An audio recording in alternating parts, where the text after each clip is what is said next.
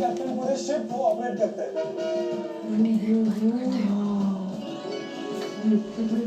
कितने हाईटेक है। I know, सारी state of the art technology है। अरे इतने बड़े जहाज को ऑपरेट करना हो तो बेस्ट टेक्नोलॉजी तो चाहिए ना।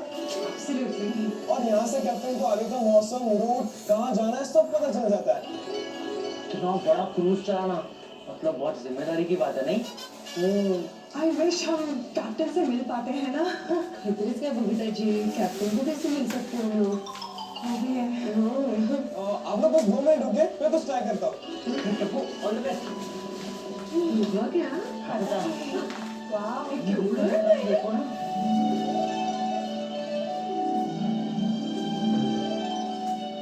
सुनिए सुनिए सुनिए, कैप्टन से मिलने की परमिशन मिल गई। चलिए चलिए चलिए।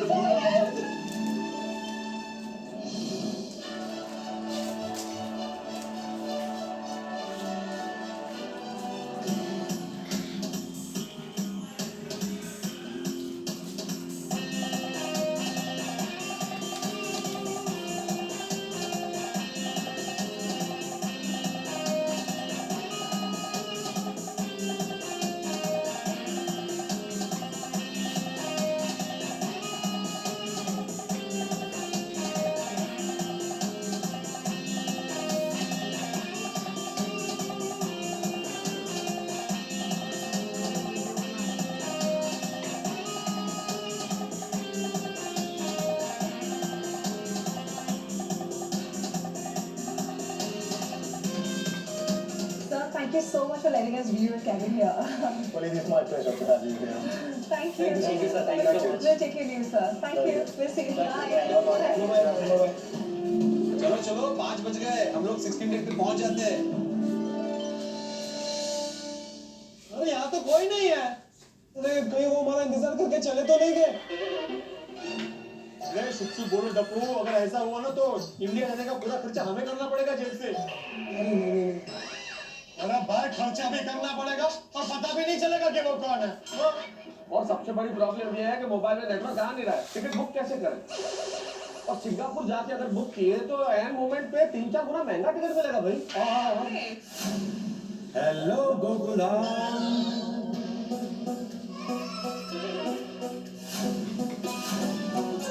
आप मुझे ढूंढ रहे हैं ना? हाँ बिल्कुल बिल्कुल, कहाँ हैं आप सब लेफ्ट साइड पर ऊपर आ जाइए। अरे पापा जी, मैं ऊपर ही आपको मिलूंगा। अरे भाई आपके लेफ्ट नहीं, मेरे लेफ्ट। सब लोग सामने की साइड आइए। तो लेफ्ट बोलोगे तुमने? लेफ्ट दौड़िए दौड़िए दौड़िए, जल्दी आइए। मैं व्याकुल हो रहा हूँ आपसे मिलने के लिए।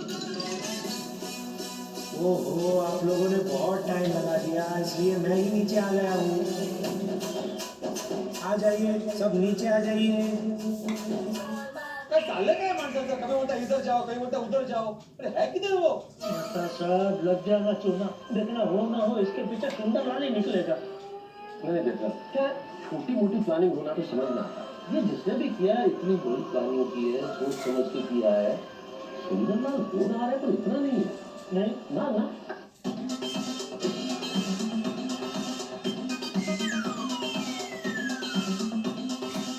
ये कौन है बेटा? कौन हो आप?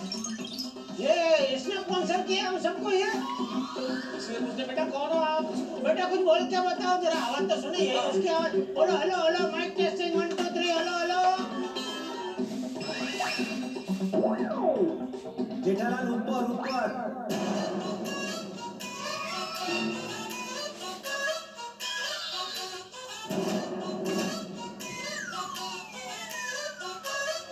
टोपी से मुंह ढका हुआ है, टोपी है उनके पास।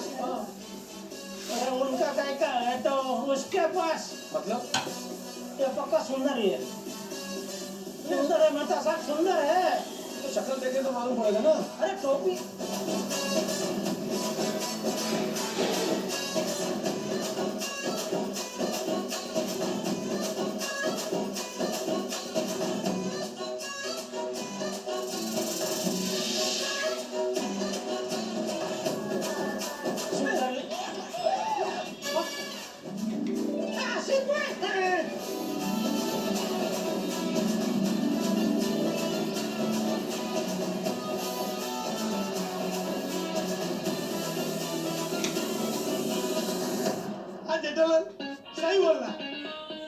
टेंशन नहीं देना कि कहीं ये सुंदर तो नहीं है। आपने तो मेरे मुंह की बात छीन ली है। अंतर्यामी है आप तो एकदम। आसिफ भाई, इन सबके पीछे आप हैं? बस आपको जो सोचना है वो सोच लो। आपने ये सब क्यों किया?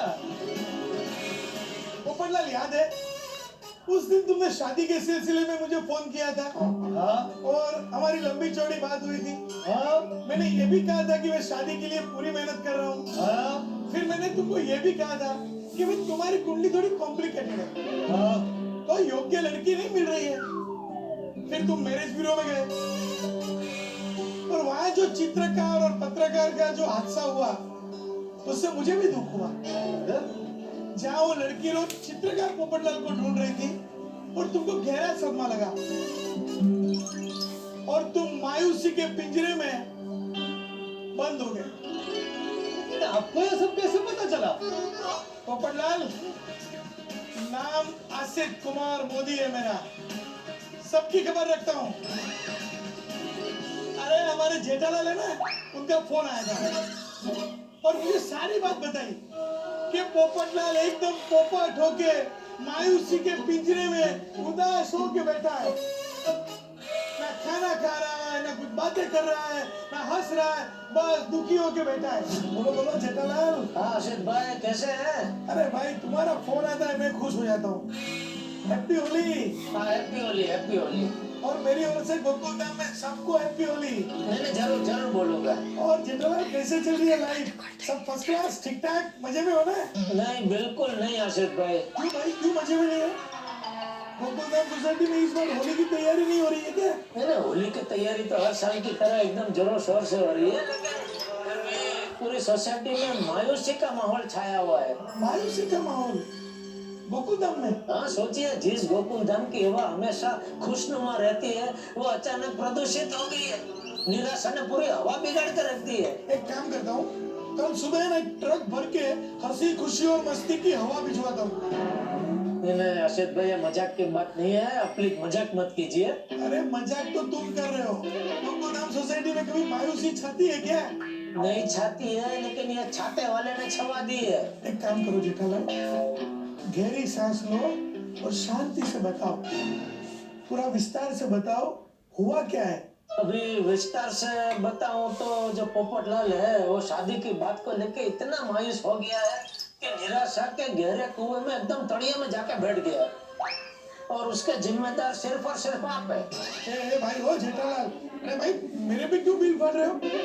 अरे भाई, मैं कैसे जिम्मेदार हो गया? अरे क्यों, आप ही ने कहा था ना कि भाई कुछ भी हो जाए इस साल मैं पोपटलाल की शादी करवा के रहूंगा। छाती ठोक के आपने इतने बड़े बड़े वादे तो किए, लेकिन अभी तक कुछ किया तो नहीं। हाँ सुनो भाई, बराबर है, मैंने वादे किए थे, वचन दिया है।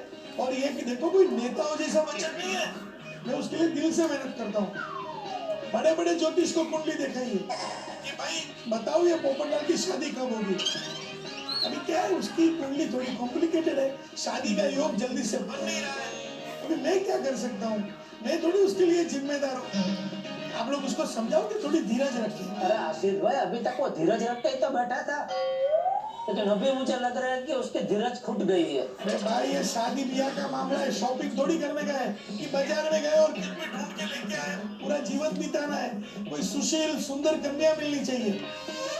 और पोपटलाल के लिए ऐसी वैसी कोई कन्या नहीं ढूंढ सकते हैं। अरे वो आप समझते हैं, मैं समझता हूँ, लेकिन पोपटलाल नहीं समझ रहा है ना, वो भी अधीरिया हो गया है और उसकी वजह से एकदम गंभीर होकर बैठ गया है। कुछ दिनों पहले मुझे पोपटलाल का फोन आया था, वो शादी को लेके थोड़ा तनाव में था, तो मैंने समझाया था कि भाई मैं करूंगा, चिंता मत करो।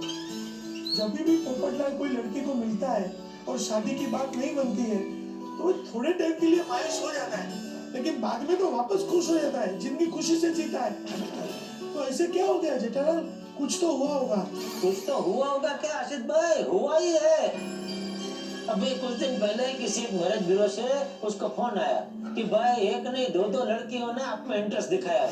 ये उन 2 लड़कियों की फाइल है जिन्होंने आपसे मिलने में इंटरेस्ट दिखाया। आपके बायोडाटा में जो आपने अपने पेंटिंग्स के फोटोग्राफ अटैच किए हैं, उन्हें देख के ही तो उन दोनों अप्सराओं ने आपको सेलेक्ट किया है। मैंने अपने बायोडाटा में ऐसा कुछ नहीं लिखा है। Sorry sorry sir, extremely sorry, बहुत बड़ी मिसअंडरस्टैंडिंग हो गई है।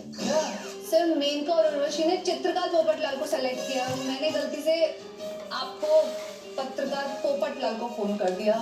नहीं, ये तो बहुत दुख की बात हो गई। जब से वो मेरे ब्यूरो से आया है तब से बस उदास होकर सब उदास गाने ही गुनगुना रहा है। तो आप लोगों ने समझाया नहीं? अरे क्या बताऊं आशीष भाई, गोकुलम सोसाइटी के सभी जेंट्स ने समझाया, सभी लेडीज ने समझाया। अरे सब लेडीज तो उसकी मनपसंद जो वानगी थी वो बना के लेके गए, लेकिन वो अपनी उदासी से बाहर नहीं निकला तो नहीं निकला। एक काम करो, बापूजी को कहो, बापूजी बराबर पोपटलाल को समझाएंगे। अरे वो भी आजमा के देख लिया आशीष भाई, बापूजी को भी हमने भेजा, बापूजी भी गए उसे समझाने, लेकिन बापूजी से भी वो नहीं माना।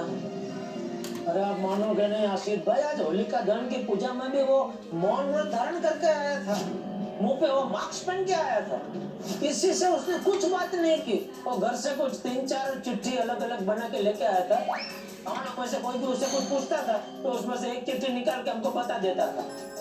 होलिका दहन की पूजा की और चुपचाप अपने घर चला गया। ओहो, ये तो बहुत गलत हो गया। उसका बर्ताव देख के तो लग रहा है वो भयंकर तनाव में है।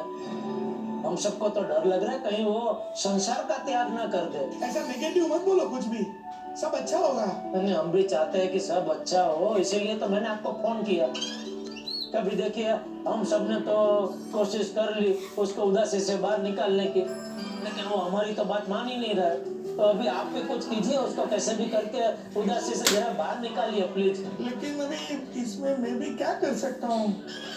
देखो भी, आप लोग कुछ करो, कल रंगों की होली है, रंगों से खेलो, ढोल नगाड़े बजाओ, तो देखो पोपटलाल वापस वो खुश हो जाए और मायूसी के पिंजरे से बाहर निकल जाए।